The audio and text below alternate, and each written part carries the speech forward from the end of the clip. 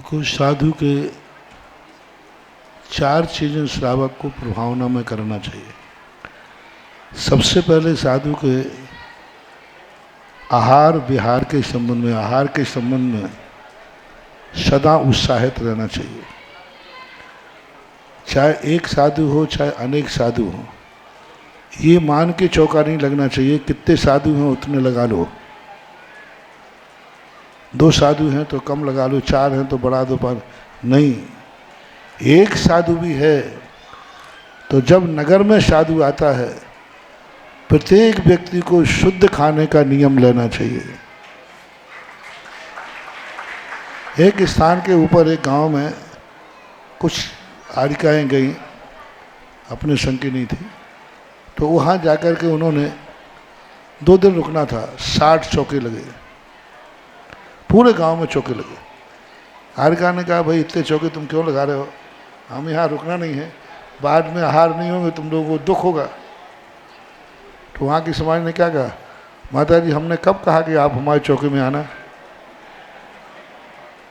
हमारे गांव का नियम है कि जब भी कोई त्यागी वृत्ति आता है तो उस त्यागी वृत्ति के बहाने हम लोगों का नियम है, जब तक साधु रहेगा तब तक हम लोग शुद्ध भोजन करेंगे, आहार देने का नहीं।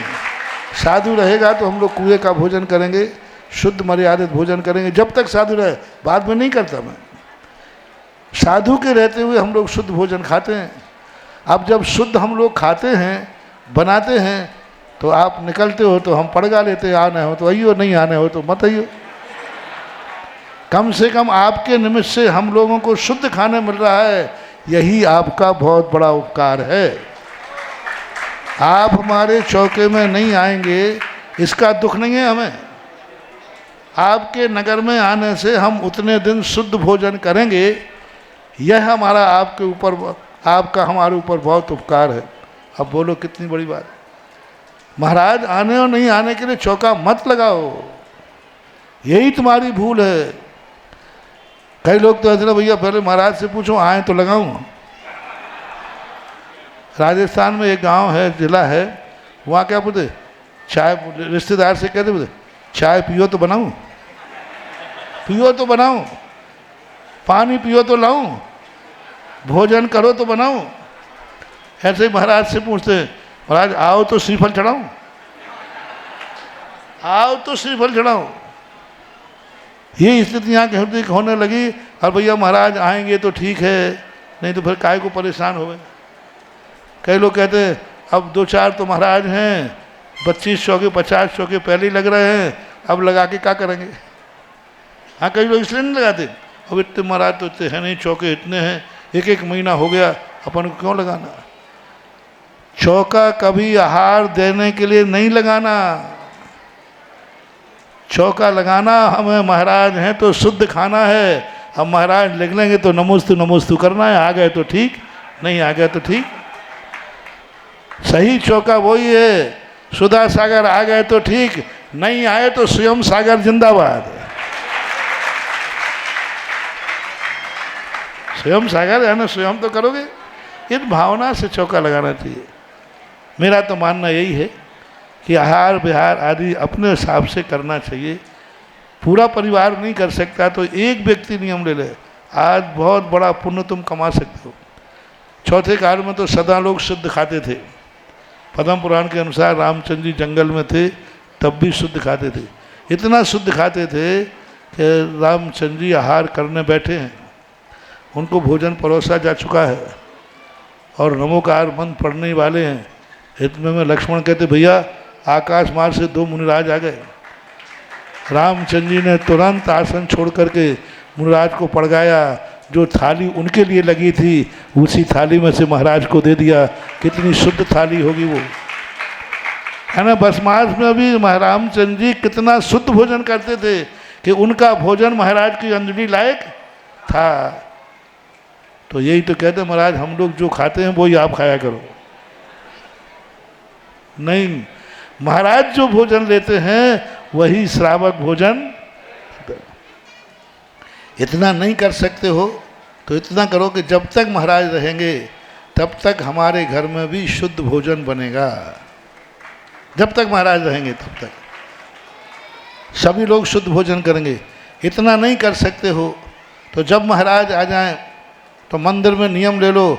हमारे घर में एक व्यक्ति कोई नियम ले ले कि जब तक महाराज यहाँ हैं घर में एक व्यक्ति शुद्ध भोजन करेगा। अब वो भोजन किसके लिए बनेगा? क्योंकि उस व्यक्ति ने क्या लिया नियम सुबह से, मैं शुद्ध भोजन करूँगा। अब भोजन बनेगा उसके लिए, उसी में महाराज आ जाएं, इसी का नाम है चौथे काल का चौका। इतना नहीं कर सको तो मान लो महाराज महीने भर रुके तो एक एक दिन शुद्ध खा लो, नियम ले लो। आज हम शुद्ध खाएंगे, कल दूसरा शुद्ध खाएगा, परसों तीसरा शुद्ध खाएगा।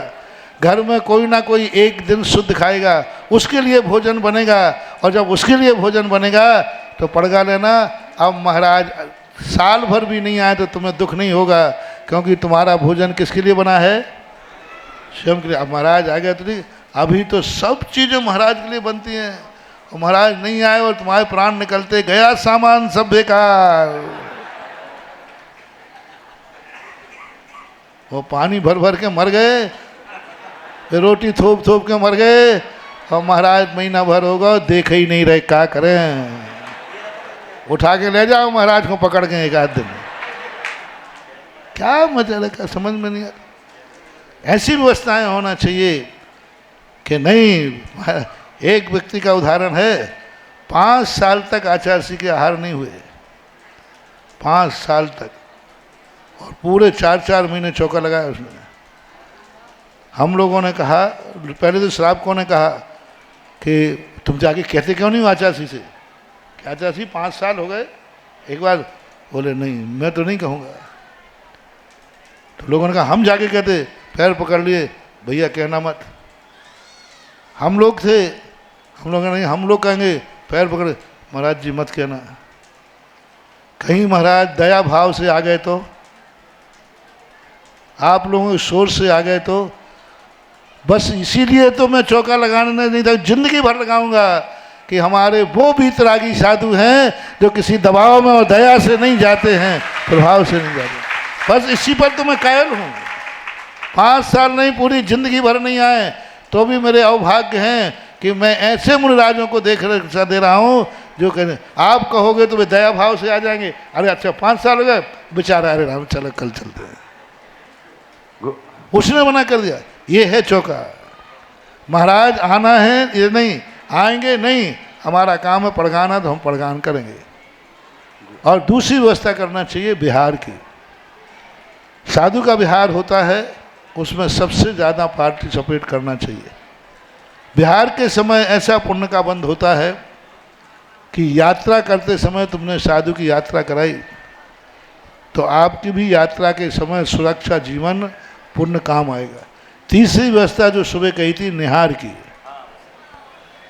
जिसके लिए प्रश्न की बात आई थी, निहार की व्यवस्था सबसे ज़्यादा साधु को आज के युग में सभी शहर वालों को, सभी गांव वालों को 2-3 एकड़ का जमीन का निहार के लिए व्यवस्था करना चाहिए। आज वर्तमान में साधु की सबसे बड़ा मूल गुण निहार का दूषित हो रहा है। कई साधु तो सीधे जाने लगे जहां तुम जाते हो, जाने लगे, बहुत गलत हो रहा है। कितनी हिंसा, कितना दोष होता है। और जो थोड़ा बहुत बचे हैं तो जाएं कहाँ, बताओ क्या करें, कहाँ जाएं? शहरों में जाओ 5-5 किलोमीटर, मैंने कहा था यही दमोह का 2.5-3 किलोमीटर जाते थे जटाशंकर के पास। शुरू में आचार्य जी तो सब कुछ थे, हम लोग तो छोटे थे, वहाँ से लौट के यहाँ से शिथिल पड़ जाते थे, जैसे अब ताकत ही नहीं रही उठने की। गर्मी का समय, कलकत्ता की बात सुनाई थी सुबह हमने। बिहार करना पड़ा इसी कारण से। तो आज जो दमोह के अंदर जो निहारिका बनाई गई है उसके लिए सुरक्षा करो, बाउंड्री वाल बनाओ।